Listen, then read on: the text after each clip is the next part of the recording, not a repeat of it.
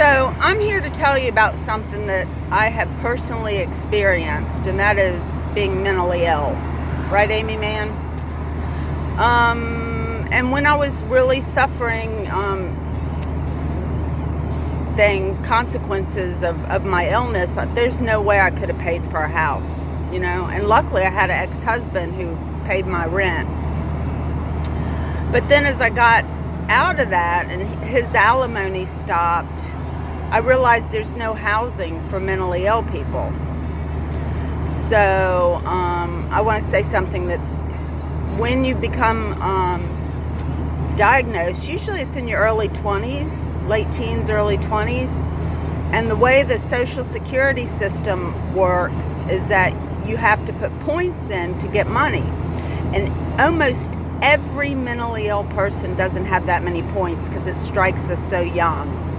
So that means we don't get any money hardly from Social Security because of the bias of not supporting our mentally ill people. And, we have a lot of really genius, creative, fun people that have mental illness. We might be losing some. But, so let's say you get between $600 and $800 a month disability. Well, you do get your medicines paid for. That's a blessing. But you don't have any housing. And if you can't work, you're on the street unless your family can put up with you. And maybe like me, you're trying different medications, different doctors, trying to find a solution. And it takes a while. They say it takes years to find the right medication for the right person. Brain chemistry is delicate. It's like brain surgery in a lot of senses because a doctor really has to be able to read and understand you and understand the medications and have some experience. But finally, I went to a doctor and he put me on a medicine called clozapine, and for 3 years I've been out of the hospital. So I was so fortunate to have Dr. Petticelli look at me, and he's done a lot of work in the prison system, so I guess he dealt with people with pretty serious disorders.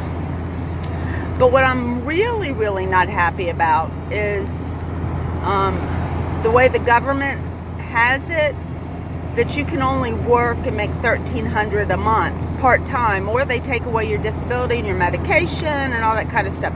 Well, mental illness never goes away. It's not like a back injury or a broken leg that it can be fixed and you can go back to work.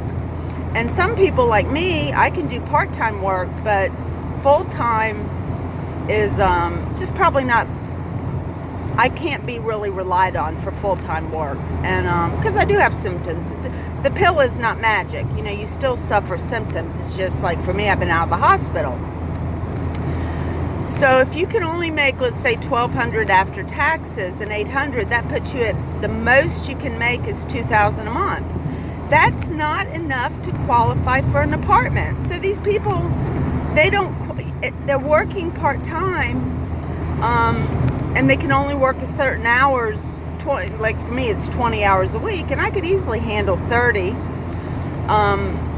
And I might have to take some time off for my illness, but because I'm part-time, that's not that big a deal. So you have a bunch of people with mental illness that can't work enough hours to qualify for an apartment, that are on medication and doing well. So that leaves us no place to live. And, you try to go rent a room from somebody and you say, oh, I'm mentally ill. Good luck. Good luck anybody's going to live with a bipolar or schizophrenic person. It's just not going to happen. Hardly ever. And I did meet an artist out in San Diego, a nice gentleman I met, and he was a professor, and he was willing to give it a try. But most people just say, oh, I'm sorry, the room's taken. So it's really difficult to get a place to live when you're mentally ill. And what I'm requesting is that, let me tell you about the drive. Okay, there's a company that does, or a nonprofit that will help you buy a car if you work 25 hours a week, part-time disability. But you can't work that many hours, so you don't qualify for a car. So here you are, no home, no transportation, the stigma of it all, a lot of people you can't tell, especially your workplace most times. Luckily, I was able to find a boss that I could tell.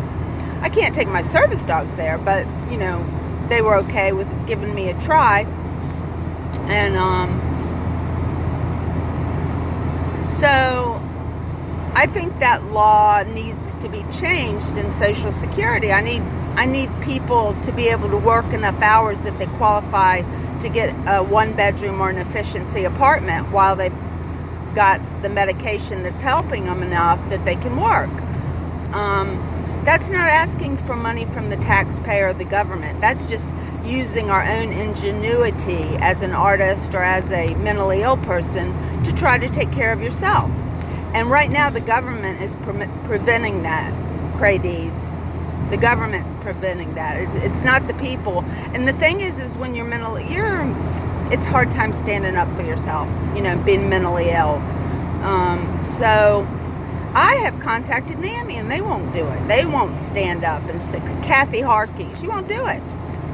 I think they just want money to pay the people that work there, but they're not really doing a whole lot for the people that are mentally ill besides putting out flyers of real happy people jumping around like they've done something.